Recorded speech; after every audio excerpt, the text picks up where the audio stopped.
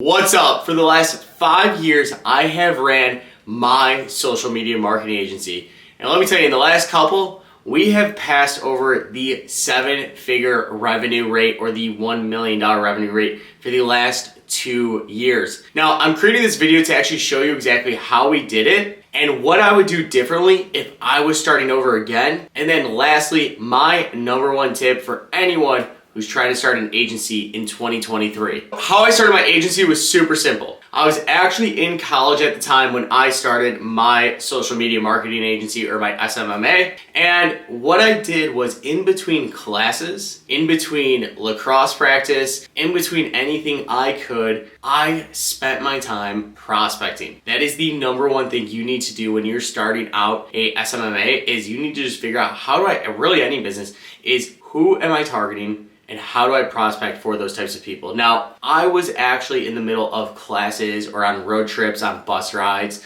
etc. So I needed to find ways and a type of customer who is always on their cell phone and someone that I can reach out to very easily. So I picked real estate agents. I started prospecting for real estate agents. And unfortunately, I did not hit the revenue I was looking for in order to go from college straight into going into the business full time. So I had to get a job. So I actually decided, when I was picking an organization to work for, I wanted to go somewhere that would develop my skills in order for me to actually grow and get better at a skill in order to help my business grow. Hopefully that made sense. So what I decided to do is I actually went ahead and decided to go and work at Yelp. Now, I decided to work at Yelp because literally every day for 8 hours a day, I was plugging away on the phones. I was making anywhere between 100 to 200 dials a day. When it was all said and done, I worked at Yelp for a total of 8 months while trying to do this business on the side, while growing it. And finally, when I was able to make more on my own than at Yelp,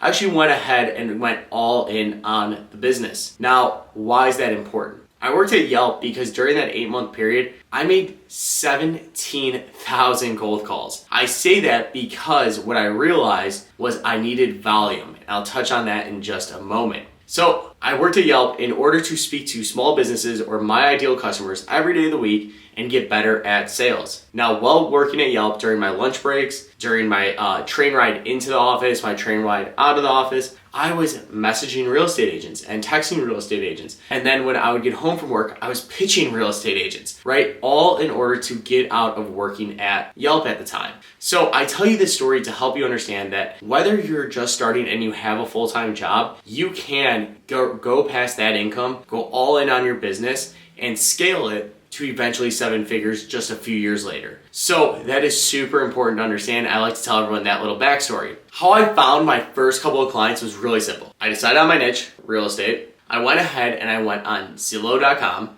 I found all these real estate agent phone numbers, put them into a spreadsheet. I would wake up the next day and I would text between 50 to 80 real estate agents per day. Now, that's important because that is how I set up phone calls. I found who I wanted to target, and then I emailed them, I texted them, and I developed systems over time, actually, where now virtual assistants do that for us, sending out thousands of emails per day, texting people, sending out mass texts, etc., and even calling on our behalf. So that's important to understand, that when I picked a niche that had a lot of people in it, and people that I can easily get a hold of. That's why we target small business owners with our SMMA. Now, lastly, what could I have done differently? When starting the agency, these are the 3 tips that I would have done differently between now versus back then. The very first one is I would focus on volume. The reason why that's important is back then I used to think 50 to 80 people was a lot of people. Now I realize is I need 500 to 800 people, or 5,000 to 8,000 people. I need to 10x to 100x that number in order to get the results that we need, right? Just like we tell people, you can't just call one person, you need to call 100 people. And that's what it comes down to, is you need volume, volume, volume. And that's something that I didn't understand until now. Number 2 is I would work on my sales skills even more. So sales was something I was never truly great at, so I had to develop them. That meant reading books,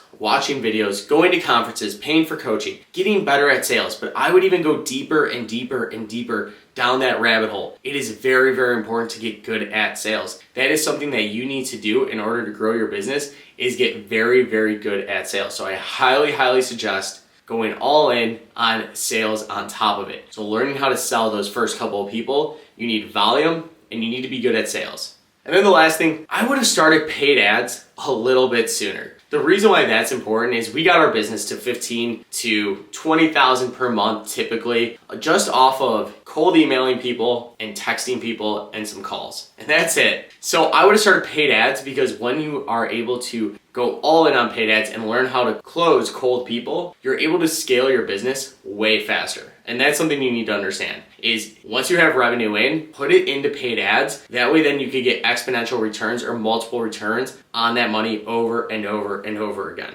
All right, guys, now lastly, before I dive into my number one tip that I would have done differently, go ahead and hit that subscribe button if you like this type of material. Hit subscribe, and then at the end of this, I got one other thing I'm gonna ask you to do for me. All right, so my number one tip, if I was to start my agency over again, very simply put, I would change my mindset.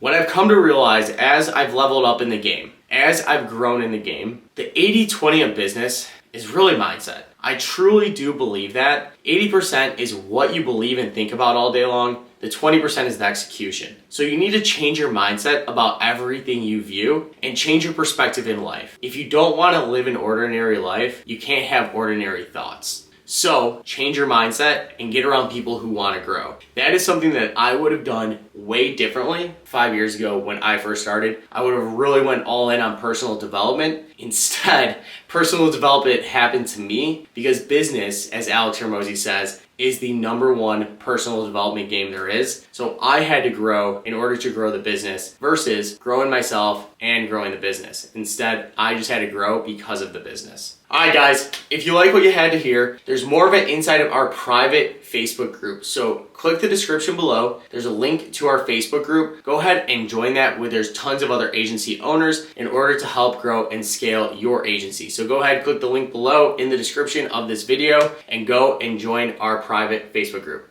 Thanks, guys.